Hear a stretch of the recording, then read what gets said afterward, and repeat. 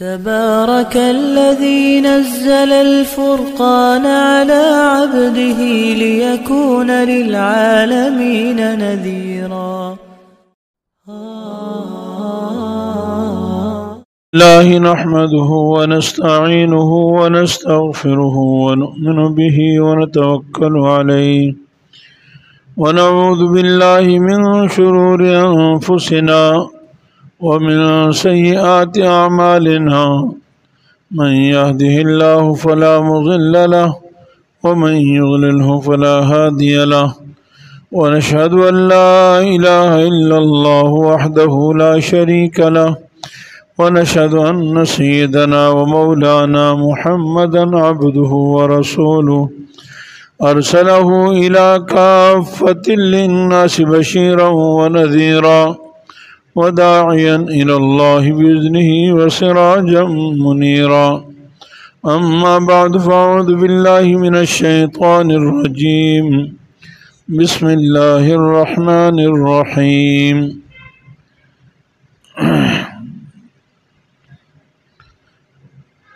يا أيها الذين آمنوا إن تتقوا الله يجعل لكم فرقانا ويكفر عنكم سيئاتكم ويغفر لكم والله ذو الفضل العظيم. وقال تعالى في مقام آخر كذلك يبين الله آياته للناس لعلهم يتقون.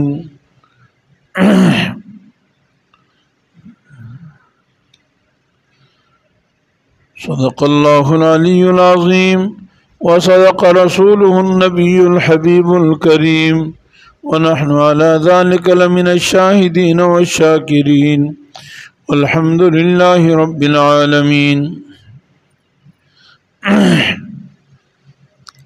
درود شریف پڑھ لیجیے. اللهم صل على محمد وعلى آل محمد كما صليت على إبراهيم وعلى آل إبراهيم إنك حميد مجيد. اللهم بارك على محمد وعلى آل محمد كما باركت على إبراهيم وعلى آل إبراهيم إنك حميد مجيد. رب اشرح لي صدري ويسر لي أمري واحلل عقدة من لساني يفقه قولي. رب زدني علما.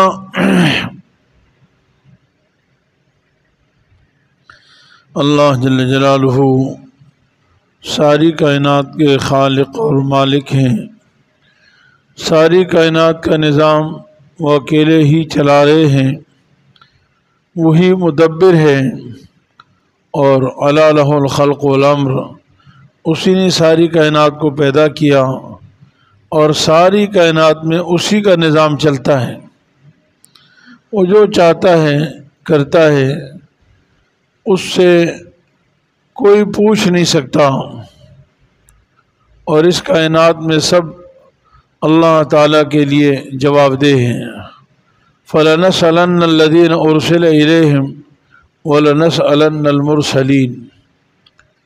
جن کی طرف ہم نے نبی بنا کر بھیجا ہے ان لوگوں سے بھی ہم قیامت کے دن سوال کریں گے، اور انبیاء علیہ السلام سے بھی ہم سوال کریں گے. یعنی انبیاء علیہ السلام بھی ہمارے حکم کے تابع ہیں اور وہ ہمارے سامنے جواب دہ ہیں. ان کے ذمے بھی ایک ذمہ داری ہے جس کو پورا کرنے کے لیے انبیاء علیہ السلام دنیا میں تشریف لائے ہیں. تو اس کائنات میں کوئی اللہ تعالیٰ کے سوا آزاد نہیں ہے. نبی کریم صلی اللہ علیہ وسلم کو قرآن کریم میں بارہا یہ فرمایا کہ آپ لوگوں کو بتا دیجئے کہ مجھے حکم ربی ہے اور میں اپنے رب کے حکم کا پابند ہوں. قل انی امرت ان اعبد اللہ، مجھے حکم ہے کہ میں اللہ کی عبادت کروں. مجھے حکم ہے کہ میں اس کا مخلص بندہ بنوں، مجھے حکم ہے ان اکون من المسلمین کہ میں تابعدار رہوں، مجھے حکم ہے کہ وانا اتلو قرآن میں اللہ کے قرآن کو بیان کروں، قرآن کریم کی تلاوت کروں۔ یعنی ساری کائنات اللہ کے حکم کے تابع ہیں، مامور ہیں، آزاد نہیں ہیں، تو صرف اسی کی حکومت ہے، دنیا میں بھی اسی کی حکومت ہے، وہ مالک یوم الدین، قیامت کے دن کا مالک بھی اللہ ہے۔ بلکہ دنیا میں ظاہری ملکیت چھوٹی چھوٹی تقسیم کر رکھی اللہ نے، ہم نے دے رکھی ہے، کوئی چھوٹے سے مکان کا مالک، کوئی دکان کا مالک، کوئی مخصوص حصہ زمین کا مالک، عارضی ملکیت ہے جو ایک دن جدا ہو جائے گی، لیکن قیامت کے دن تو یہ عارضی ملکیت بھی نہیں رہے گی۔ فرمایا کہ انسان 2 گز کپڑے کا مالک نہیں ہوگا، تم سب میرے پاس آؤ گے جردن مردن، بالکل ننگے۔ میری ماں اما عائشہ صدیقہ رضی اللہ تعالیٰ نے پوچھا یا رسول اللہ پھر تو بہت شرم حیا آئے گی، ایک دوسرے کا ننگیز نظر آئے گا۔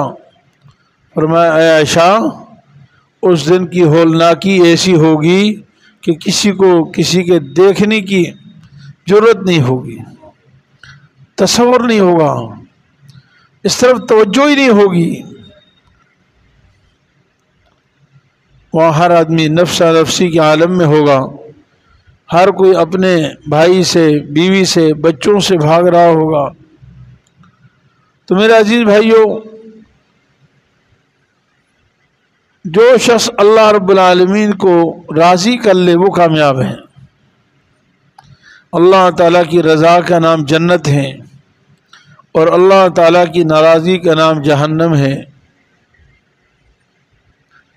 اگر کسی نے دیکھنا ہے کہ جنتی کون ہے تو اس کے اعمال کو دیکھ لیں، اگر اللہ کی رضا والے کام کر رہا ہے تو یہ جنتی ہے۔ کسی نے دیکھنا ہے کہ جہنمی کون ہے تو اس کے کرتوتوں کو دیکھ لیں۔ مال، دولت، عیش و عشرت، اولاد، یہ چیزیں کامیابی اور ناکامی کی دلیلیں نہیں ہیں، اعمال دلیل ہیں۔ اَيَحْسَبُونَ أَنَّمَا نُمِدُّهُم بِهِ مِن مَّالٍ وَبَنِينَ نُسَارِعُ لَهُمْ فِي الْخَيْرَاتِ بَل لَّا يَشْعُرُونَ۔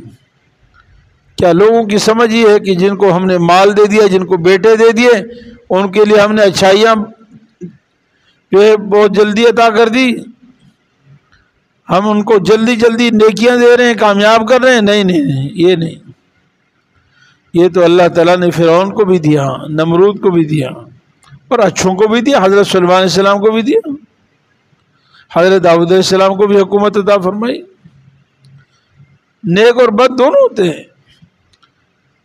اللہ رب العالمین کی الگ الگ حکمتیں ہیں مال اولاد ملنے کی۔ ولید ایک کافر تھا، اس کو بھی اللہ نے اولاد دی۔ سورہ قلم میں اصحاب الجنہ باغ والے ایک قوم کا تذکرہ ہے، ان کو اللہ نے باغات دیے، قوم سبا کو اللہ نے باغات دیے، مال و دولت ہے۔ تو میرے عزیز بھائیوں، اگر میں اور آپ یہ سمجھتے ہیں کہ ہمیں دنیا کا مال، دولت، عزت، شہرت مل گئی تو ہم کامیاب ہیں، تو میری اور آپ کی سوچ اور فرعون کی سوچ، قوم عاد اور قوم سمود کی سوچ، قارون، شداد، حامان کی سوچ میں فرق نہیں ہے۔ انسان کامیاب اور ناکام کون ہے؟ جو نیک عمل کرنے والا ہے، جس کی زندگی سنت کے مطابق ہے، شریعت پر چلنے والا ہے، وہ کامیاب ہے۔ مالدار ہے یا غریب ہے، کوٹھی بنگلے میں رہتا ہے یا جھونپڑی میں رہتا ہے، اس سے کوئی فرق نہیں پڑتا۔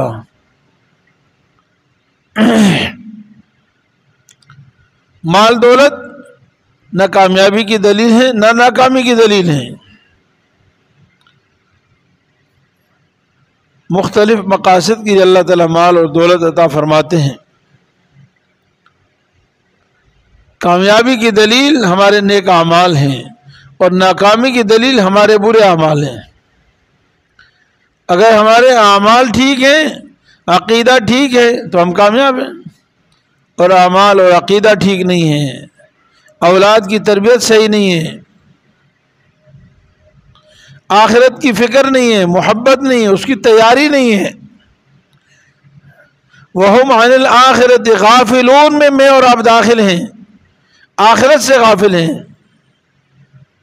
يَعْلَمُونَ ظَاهِرًا مِنَ الْحَيَاةِ الدُّنْيَا، بس دنیا کی ظاہری محبت، ظاہری علم ہمارے پاس ہے، دنیا کی حقیقت کا علم ہمارے پاس نہیں ہے۔ جتنے دنیا کے چاہنے والے ہیں اللہ تعالیٰ فرماتے ہیں ان کے پاس دنیا کا علم نہیں ہے، اگر دنیا کا حقیقی علم ہوتا تو یہ دنیا سے محبت نہ کرتے۔ دنیا کا تو ہر ذرہ انسان کو صبح و شام یہ سبق دے رہا ہے کہ یہ ہمیشہ رہنے والی چیز نہیں ہے، یہ فنا ہونے والی ہے۔ کل بنگلے بنائے تھے آج ٹوٹ رہے ہیں، بلڈنگیں بنائی تھی اس کو توڑ رہے ہیں، ایک دکان بنائی تھی اب اس کو توڑ کے دوسری دکان بنا رہے ہیں۔ دنیا کی ہر چیز تو فنا ہونا بتاتی ہے۔ سبزہ زمین سے نکلتا ہے، پھر بڑا ہو جاتا ہے، تنے والا ہو جاتا ہے، پھر وہ زرد ہو جاتا ہے، پیلا ہو جاتا ہے، پھر کٹ جاتا ہے، ختم ہو جاتا ہے۔ اللہ تعالیٰ نے پوری قرآن کریم میں کھیتی باڑی کے ساتھ انسان کی زندگی کو تشبیہ دی ہے۔ جس طرح کھیتی باڑی نا ایسے سرسبز و شاداب ہو کر پھر ختم ہو جاتی ہے، چورا چورا ہو جاتی ہے، جانور اور انسان اسے کھا لیتے ہیں، پھر نتیجتاً وہ گوبر اور پاخانے میں تبدیل ہو جاتی ہے۔ وہی سبزہ، وہی غلہ، وہی میوے، وہی پھل جس پہ ہم ناز کرتے تھے، جب انسان کے یہ جانور کے کھانے کے بعد جب باہر آتا ہے تو اس سے ہمیں نفرت ہوتی ہے۔ یہی مال، یہی دولت، یہی عزت، یہی شہرت جو اللہ کو ناراض کر کے میں نے اور آپ نے حاصل کیے، کل قیامت کے دن ہمیں انہی سے نفرت ہوگی، اسی مال سے ہم بھاگیں گے، اسی دولت سے ہمیں نفرت ہوگی۔ یہ بھی سانپ کی شکل میں آئے گی، یہ اب یہ عذاب بن کر آئے گی، انسان اس سے بھاگے گا۔ اللہ تعالیٰ فرمائیں گے کدھر بھاگ رہا ہے؟ فذوقوا ما کنتم تکنزون، وہی مال تو ہے جو وہ پیار سے جمع کرتے تھے۔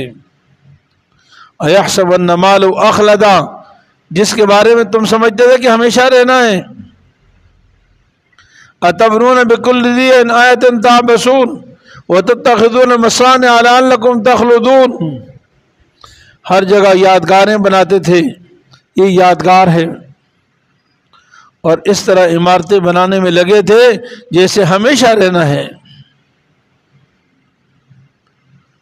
تو میرے عزیز بھائیوں، دوستو، اللہ رب العالمین نے ہمیں اپنے فضل سے رمضان مبارک کا بابرکت مہینہ عطا فرمایا۔ شروع سے لے کر آخر تک اللہ تعالیٰ مجھے اور آپ کو متنبع کر رہے ہیں کہ ہم نے یہ مہینہ اس لیے عطا فرمایا تاکہ متقی بن جائیں۔ ہم نے اس مہینے میں قرآن کریم جیسی عظیم دولت اس لیے عطا فرمائی تاکہ لوگ متقی بن جائیں، اللہ کے شکر گزار بندے بن جائیں۔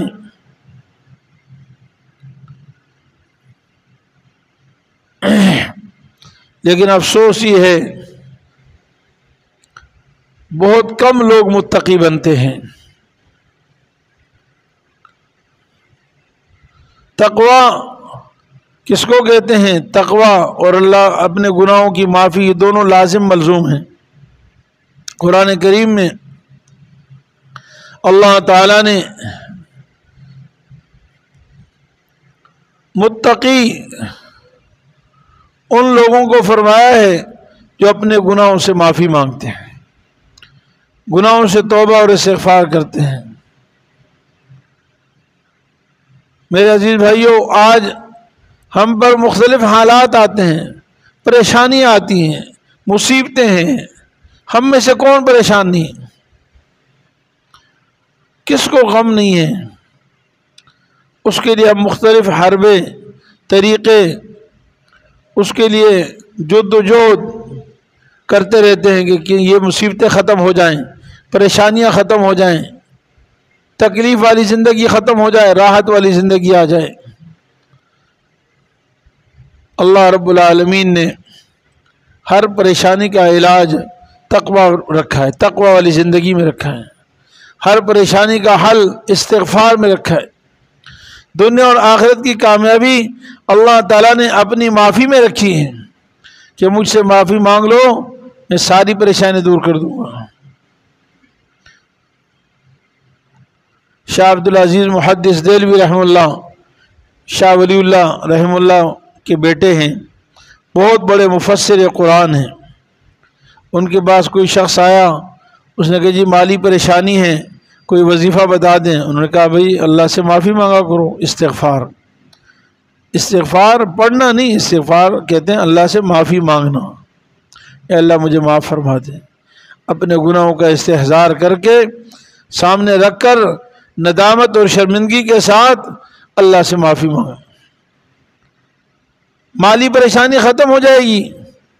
کوئی دوسرا آیا، اس نے کہا جی قحط سالی ہے، بارشیں نہیں ہو رہی، پریشان حال ہیں، دعا کر دی، کوئی وظیفہ بتا دیجئے بارشیں ہو جائیں۔ فرمایا اللہ سے معافی مانگو۔ تیسرا آیا، اس نے کہا جی میرے اولاد نہیں ہے، عرصہ ہو گیا شادی ہوئے، اولاد نہیں ہے، بیٹے نہیں ہے، دعا فرما دیجئے اللہ مجھے، کوئی وظیفہ بتا دیجئے اللہ مجھے بیٹے عطا فرما دیں۔ شاہ عبدالعزیز رحمہ اللہ نے فرمایا کہ بھئی اللہ سے معافی مانگو۔ کسی شاگرد نے پوچھا کہ حضرت پریشانیاں 3 بتائی گئی، وظیفہ آپ نے ایک ہی بتایا،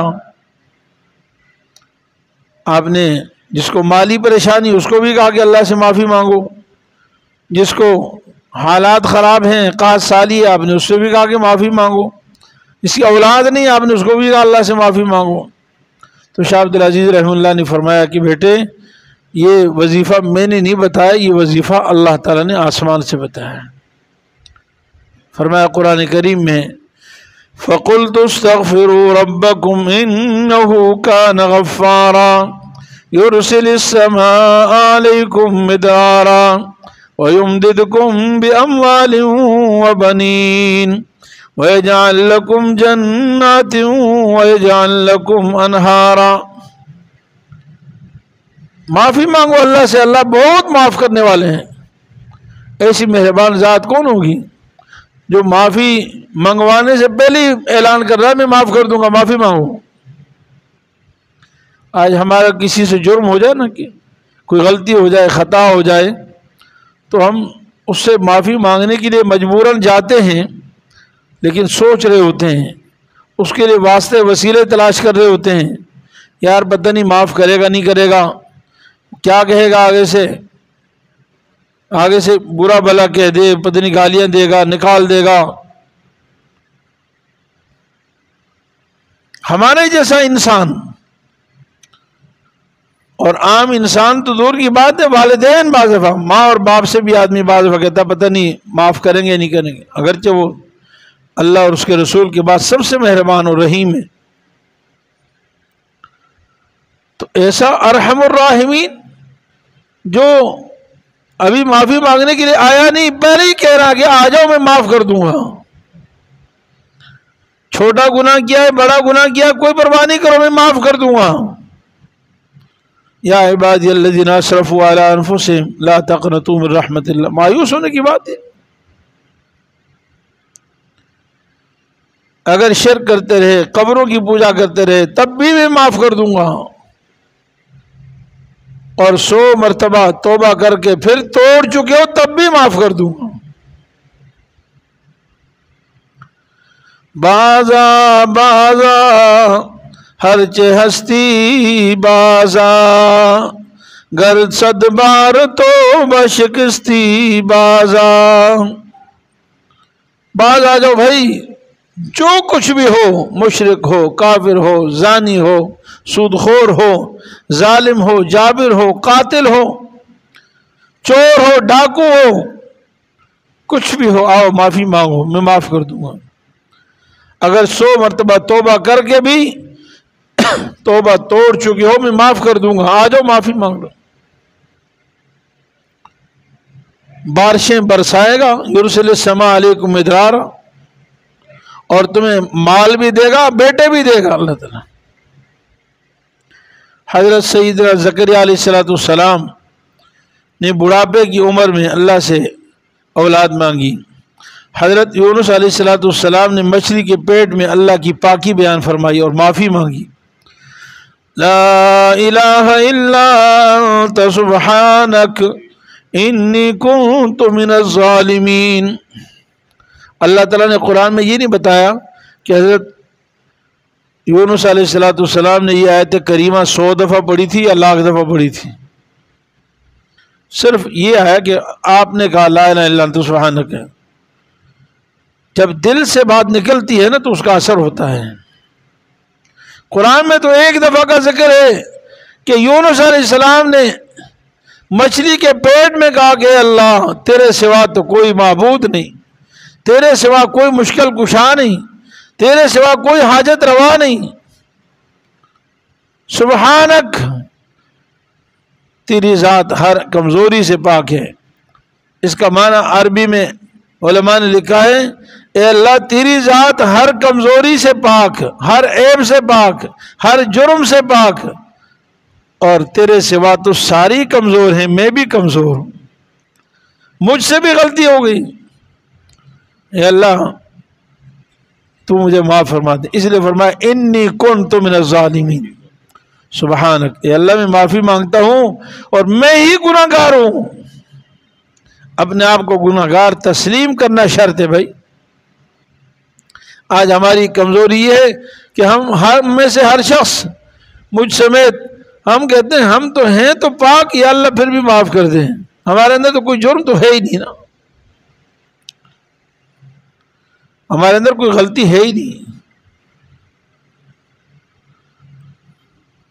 نبی حضرت سیدنا آدم علیہ السلام جو سب سے پہلے پیغمبر ہیں، وہ بھی دعا مانگ ربنا ظلمنا انفسنا، اے اللہ ہم نے اپنے اوپر ظلم کیا۔ حضرت زکریا علیہ السلام، حضرت یونس علیہ السلام، حضرت ادریس علیہ السلام، حضرت ایوب علیہ السلام، کئی انبیاء کا ذکر فرمایا۔ حضرت ابراہیم علیہ السلام، اللہ تعالیٰ فرماتے ہیں کہ انہوں نے جب بھی ہمیں پکارا ہم نے ان کی مدد کر دی، اس لیے کہ یہ ہم سے ہی مانگتے تھے، یدعوننا رغبا ورہبا، سارے انبیاء مجھ سے ہی امید لگاتے تھے اور مجھی سے ڈرتے تھے۔ تو میرا عزیز بھائیو، جب انسان اللہ سے معافی مانگتا ہے تو اللہ بڑے رحیم ذات ہے، اللہ معاف فرمانے والا ہے، اور جو اللہ سے معافی مانگتا ہے وہ متقی ہے، تقوی والا ہے۔ اللہ تعالیٰ نے قرآن کریم میں فرمایا ان اولیاؤہ الا المتقون، اللہ کے دوست صرف متقی لوگ ہیں۔ یہ آیت تو بہت مشہور ہے، الا ان اولیاء اللہ لا خوف علیہم ولا هم یحزنون، خبردار جو اللہ کے ولی ہیں ان پر قیامت کے دن نہ خوف ہوگا نہ کسی قسم کا غم ہوگا۔ اب مجھے اور آپ میں سے ہر شخص کو یہ تمنا اور چاہت ہے کہ ہم بھی اللہ کے ولی بن جائیں، تو اللہ تعالیٰ فرماتے ہیں بہت آسان نسخہ ہے، اللہ کا ولی بننا ہے تو بہت آسان ہے۔ الذین آمنوا وکانوا یتقون، اللہ کا ولی کون ہے؟ جس کا ایمان ٹھیک ہو، اللہ کے ساتھ کسی کو شریک نہ ٹھہرائے، اللہ کی ذات میں شریک نہ ٹھہرائے، اللہ کی صفات میں شریک نہ ٹھہرائے، ایسے الفاظ بھی نہ کرے، ایسے معاملات، ایسے افعال بھی اس کے جسم سے سرزد نہ ہو، اس کی زبان سے ایسے اقوال سرزد نہ ہو جو جس میں شرک کی بو آ رہی ہو۔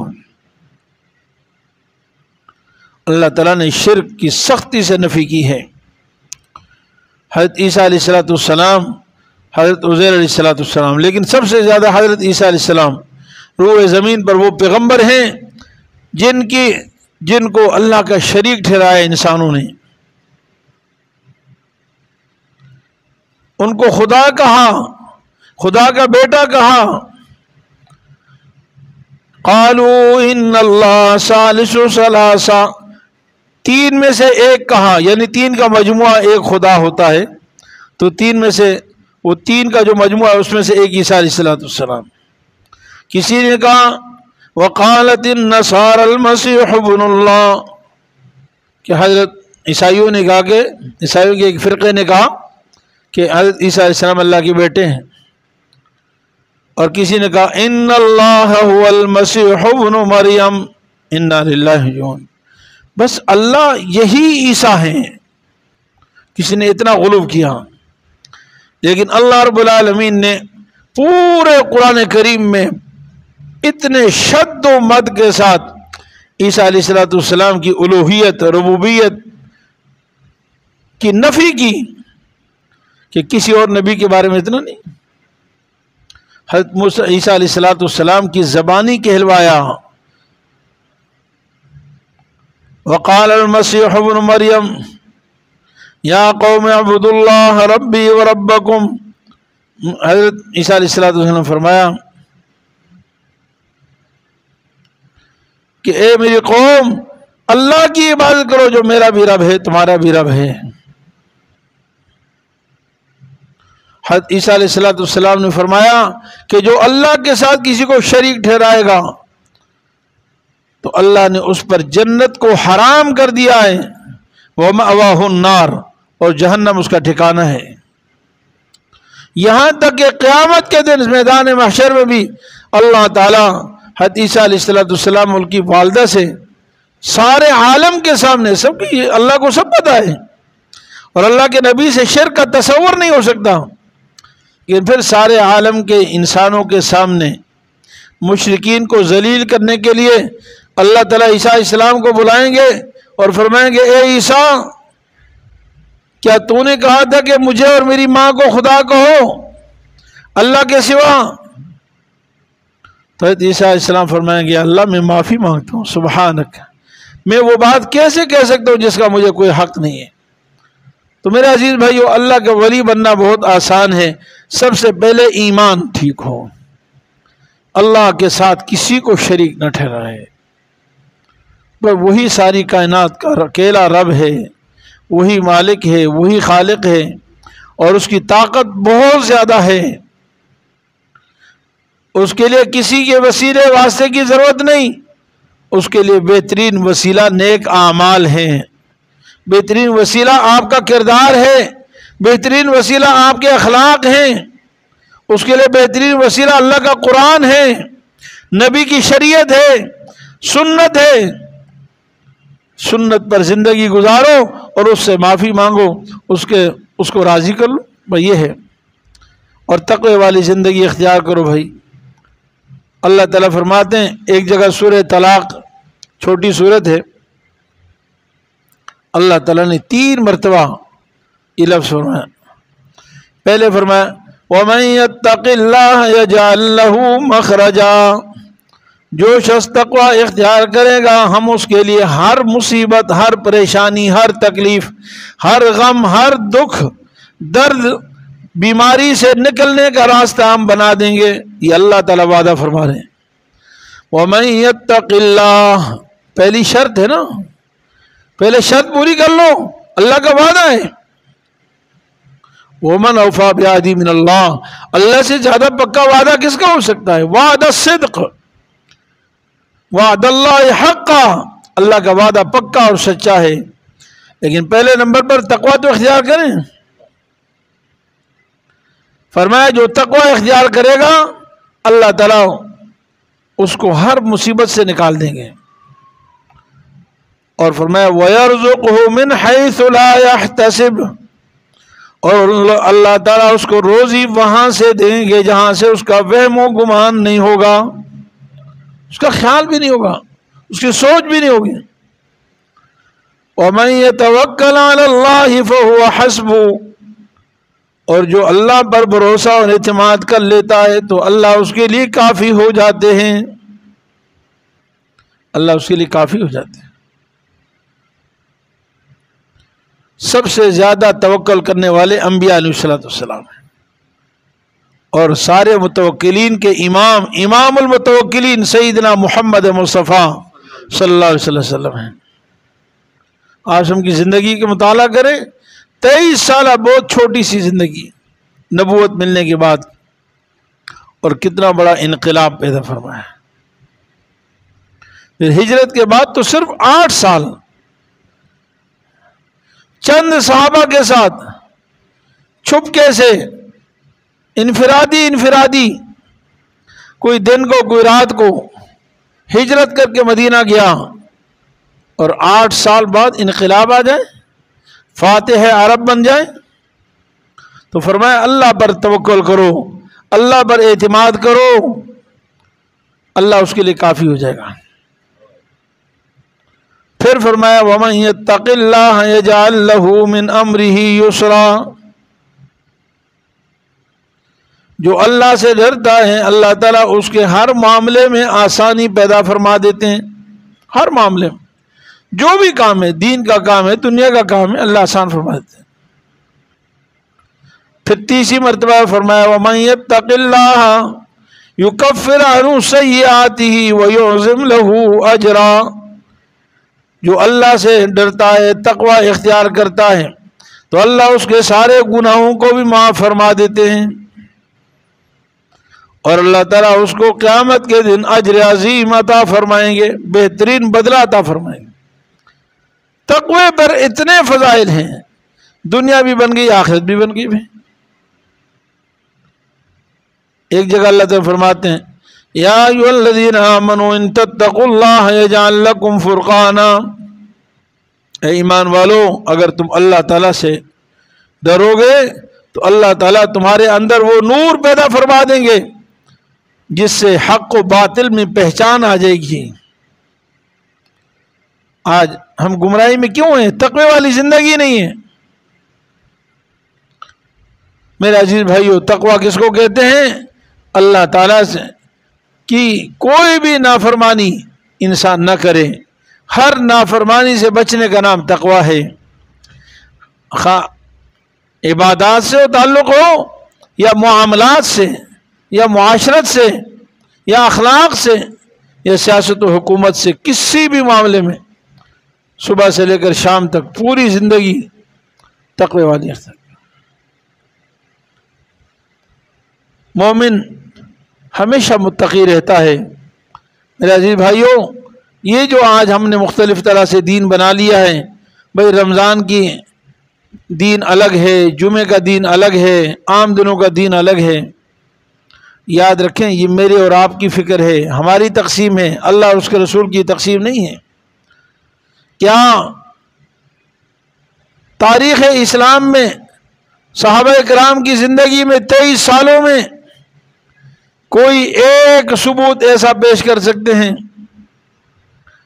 جس میں صحابہ کرام رمضان میں تو اللہ کے احکام پورے کرتے ہوں اور جب رمضان ختم ہو جاتے تو مسجدیں خالی ہو جاتی ہوں؟ ایسا ہے بھائی؟ کبھی کسی نے سنا ہے؟ کسی عالم نے اس منبر سے بیان کیا ہے؟ سعودی عرب میں بیت اللہ سے اس کا بیان ہوا ہے؟ کسی عالم نے، کسی مفتی نے، کسی محدث نے، کسی پیر نے یہ کہا ہے کہ بھائی دین صرف رمضان کے لیے، اللہ کی عبادت صرف رمضان کے لیے، اللہ کی اطاعت صرف رمضان کے لیے، رسول اللہ صلی اللہ علیہ وسلم کی فرما برداری صرف رمضان کے لیے؟ اللہ تعالیٰ نے تو قرآن کریم میں مومن کی مثال کھجور کے درخت سے دی ہے۔ الم تر کیف ضرب اللہ مثلا کلمۃ طیبۃ کشجرۃ طیبہ اصلها ثابت وفرعها فی السماء تؤتی اکلها کل حین باذن ربها، فرمایا جس طرح درخت، کھجور کا درخت، اس کی بنیاد مضبوط ہوتی ہے، اس کی شاخیں آسمان پہ پھیلی ہوتی ہیں، اس کے پتے گرتے نہیں ہیں، اور اس کا پھل ہر موسم میں ہوتا ہے۔ ایک پھل ختم ہوا دوسرا پھل آ جاتا ہے، ایک ختم ہوتا ہی نہیں بلکہ بازاروں میں رہتا ہے، پہلا پھل، پہلی فصل ابھی ختم نہیں، دوسری فصل آ گئی، ہر موسم میں رہتے ہیں، اس کے پتے جھڑتے نہیں ہیں۔ رسول اللہ رب العالمین نے مومن کی مثال اس سے دی ہے کہ اس کا ایمان دل میں پیوست اور مضبوط ہوتا ہے، کھجور کے درخت کی طرح مضبوط ہوتا ہے۔ جو زراعت کے ماہرین وہ کہتے ہیں درخت، کھجور کا درخت جو ہے نا، اس کے لیے معمولی پانی کی ضرورت ہے. اس کی جڑوں میں اللہ نے وہ طاقت رکھی ہے کہ اگر خشک علاقہ ہو اور پانی بہت کم ہو تو اس کی جڑیں دور دور سے اپنے لیے پانی کھینچ لیتی ہیں، اور اس کی جڑیں مضبوط ہوتی ہیں، اور شاخیں اس کی تر و تازہ ہوتی ہیں ہمیشہ. پھل ہر موسم میں آتا ہے. رسول اللہ صلی اللہ علیہ وسلم نے خود فرمایا کہ یہ مومن کی مثال ہے، یہ مسلمان کی مثال ہے. مسلمان ہر موسم میں اس کا عقیدہ مضبوط، اس کا ایمان پکا، خوف خدا اس کے اندر کوٹ کوٹ کر بھری ہوئی ہے. آخرت کی فکر صرف رمضان میں نہیں، صرف بیت اللہ میں نہیں، بلکہ ہمیشہ وہ آخرت سے ڈرتا ہے، ہمیشہ آخرت کے لیے فکر مند رہتا ہے. موت کی غم اس کو دامن گیر ہے، ایمان مضبوط ہے، اور اس کے جسم سے نکلنے والے اعمال کسی موسم کے پابند نہیں، کسی وقت کے پابند نہیں، کسی جگہ کے پابند نہیں کہ بھئی بیت اللہ میں تو بڑا نیک ہے اور اپنے گھر آ جائے تو پرواہ نہیں. طواف تو بہت چکر لگا رہا تھا لیکن گھر کی مسجد کا چکر نہیں لگا رہا، محلے کی مسجد کا چکر نہیں لگا رہا. 5 وقت اللہ تعالیٰ بلا رہے ہیں آ جاؤ کہ نہیں آ رہا. طواف تو نفلی عبادت تھی، فرض بھی نہیں تھی سوائے حج کے، اور نفلی عبادت کے لیے اتنی کوششیں، اور جو چیز اللہ نے فرض قرار دی ہے 5 وقت کی نماز اس کے لیے پرواہ نہیں. تو مومن ساری زندگی اللہ کی عبادت میں رہتا ہے، اس کے جسم سے نکلنے والے اعمال ہر موسم میں رہتے ہیں. وہ صرف رمضان میں اللہ سے نہیں ڈرتا، آنکھ کی حفاظت ہمیشہ کرتا ہے، کان کی حفاظت ہمیشہ کرتا ہے، اس کے ہاتھوں سے کوئی غلط کام نہیں ہوتا، اس کے پاؤں غلط کام کی طرف نہیں چلتے ہیں. میرے عزیز بھائیو، اللہ تعالیٰ نے یہ رمضان کا مہینہ اسی لیے فرض کیا تھا کہ ہم متقی بن جائیں، اور متقی وہی ہوگا جو ہمیشہ کے لیے نیک اعمال کرے گا. اگر رمضان ختم ہو گیا اور ہمارے اندر تقویٰ نہیں آیا، وہ عزم، وہ ارادہ، وہ جذبہ، وہ ایمان، طاقت نہیں آئی کہ اے اللہ بس یہ رمضان میری زندگی کا رمضان تھا، اس سے میں توبہ کرتا ہوں اور آئندہ میں گناہ نہیں کروں گا، اے اللہ آئندہ میں تیری نافرمانی نہیں کروں گا. تو یاد رکھیں، علماء فرماتے ہیں کہ یہ رمضان جو ہم بار بار کہتے ہیں نا، یہ تو حوصلہ دلانے کے لیے کہ یہ بہت بڑی رحمت ہے. یقیناً رحمت ہے. کس کے لیے؟ ایمان والوں کے لیے. کس کے لیے؟ متقی لوگوں کے لیے. اللہ رحیم ہے، لیکن اللہ نے یہ بھی فرمایا الا ان رحمت اللہ قریب من المحسنین، میں بہت رحیم ہوں، لیکن یاد رکھو میری رحمت نیکوکاروں کے قریب ہے، بدکاروں کے نہیں، نیکوکاروں. اور پھر دنیا میں چلو مال و متاع وغیرہ میں سب کو دے دیتا ہوں، لیکن آخرت میں وَرَحْمَتِي وَسِعَتْ كُلَّ شَيْءٍ فَسَأَكْتُبُهَا لِلَّذِينَ يَتَّقُونَ وَيُؤْتُونَ الزَّكَاةَ وَالَّذِينَ هُمْ بِآيَاتِنَا يُؤْمِنُونَ.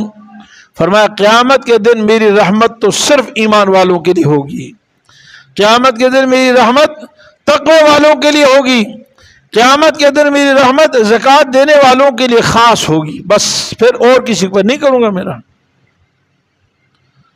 اس لیے میرے عزیز بھائیوں، اگر ہم یہ چاہتے ہیں کہ اللہ کی رحمتیں سمیٹنے والے ہوں، رمضان کی برکتیں ہمیں ہمیشہ کے لیے حاصل ہو جائیں، ہم ہمیشہ کامیاب ہو جائیں، تو اس کا واحد حل یہ ہے کہ ہم یہ دیکھیں رمضان کا یہ آخری جمعہ ہے، پھر نہ جانے زندگی میں کبھی ہمیں جمعہ نصیب ہو نہ ہو، کسی کو کوئی پتہ نہیں.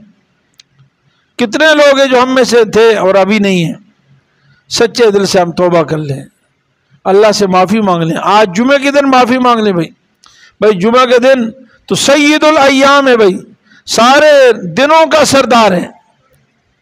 پھر رمضان مبارک کا جمعہ، رمضان کی تو ہر گھڑی اعلیٰ افضل ہے، تو ہر اعتبار سے بڑا مبارک دن ہے. ہم آج سے توبہ کر لیں، اور یہ ایک آدھ دن جو اور باقی ہے، ہفتہ اور اتوار، پیر کا امید ہے کہ شاید عید ہو جائے یا چلو منگل کو ہو جائے گی. تو اس کی بھی ہم قدر کریں، سچے دل سے توبہ کر لیں. نہیں تو میرے عزیز بھائیو آخری بات یہ ہے، اگر توبہ نہیں ہو سکتی نا، کم از کم رو دھو کر، دنیا کے لیے تو بڑے روئے ہیں، کبھی اللہ کے لیے بھی رو لے نا. رو دھو کر تنہائی میں اللہ سے کہہ دیں اللہ مجھے توفیق تو عطا فرما دے. بھائی توفیق تو مانگ لے نا اللہ سے. توبہ نہیں کر رہے، توبہ کی توفیق مانگنے میں کیا تکلیف ہے، کیا پریشانی بھائی؟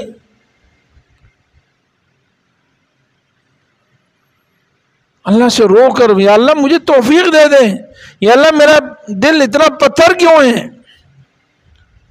میرے دل میں نرمی کیوں نہیں، مجھے آئندہ گناہوں سے بچنے کی توفیق دے دے، سچے دل سے توبہ کی توفیق عطا فرما دے. تو میرے عزیز بھائیو اس کی سب کوشش کریں گے انشاءاللہ، ہر ساتھی کوشش کریں، اپنے گھر میں اس کی دعوت چلائیں، اپنے بچوں کو یہ کہیں کہ بھائی یہ رمضان کی بڑی قدر کر لیں. آخری لمحات دیکھیں، کوئی لمحہ بیکار نہیں ہوتا ہے، کوئی لمحہ بیکار نہیں ہوتا. حضرت قاضی امام ابو یوسف فقہ حنفی کے بڑے جو امام ہیں، امام ابو حنیفہ کے بعد دوسرے نمبر کے امام ابو یوسف رحمۃ اللہ علیہ، انہوں نے ان کی عیادت کے لیے ایک صاحب گئے، ان پر کبھی بے ہوشی ہو رہی تھی، کبھی ہوش، جیسی ہوش آیا تو انہوں نے حج کا ایک مسئلہ پوچھ لیا. تو انہوں نے جلدی سے ان کا بیمار ہیں تو جواب دے دیا اس طرح ہے، کہا نہیں غلط بتا رہے ہو، پھر ان کا اچھا اس طرح ہے، کہا یہ بھی غلط ہے. بہرحال خلاصہ تفصیل لمبا واقعہ ہے. تو انہوں نے کہا کہ حضرت ٹھیک ہے مسئلہ جو بھی ہے کتابوں میں لکھا ہوا ہے، آپ کو اس وقت اس مسئلے کی کیا ضرورت ہے؟ فرمانے لگے یہ تو آپ کے اوپر جو حالت ہے بیماری کی، فرمایا بیٹے یہ آخری لمحہ کیا پتہ میری نجات کا ذریعہ بن جائے، اگر 1 منٹ باقی میری زندگی کا یا چند سیکنڈ چند منٹ باقی ہے تو یہ تو ضائع کرنے کے نہیں نا بھائی. فرماتے ہیں کہ وہ صاحب ان کی عادت کر کے جیسے ہی باہر گئے تو اندر سے کچھ گھر سے شور آئی، واپس پلٹے، اندر خبر آئی کہ وہ فوت ہو گئے، امام ابو یوسف رحمہ اللہ فوت ہو گئے. تو میرے عزیز بھائیوں ہم بھی 1-2 دن کی قدر کریں، یہ نہیں کہ چلو یار یہ رمضان تو گزر گیا اب شیطان کیا کہے گا، چلو اگلا رمضان آئے گا دیکھیں گے، پھر توبہ کر لیں گے سچے دل سے. اللہ تعالیٰ اپنے فضل سے ہمیں سچے دل سے توبہ کرنے کی توفیق عطا فرمائے. وآخر دعوانا الحمدللہ رب العالمین. مفتی صاحب کے YouTube چینل کو سبسکرائب کیجئے اور ان کے تازہ بیانات کے ذریعے اپنی علمی، اصلاحی اور فکری آبیاری کرتے رہیے. جزاکم اللہ.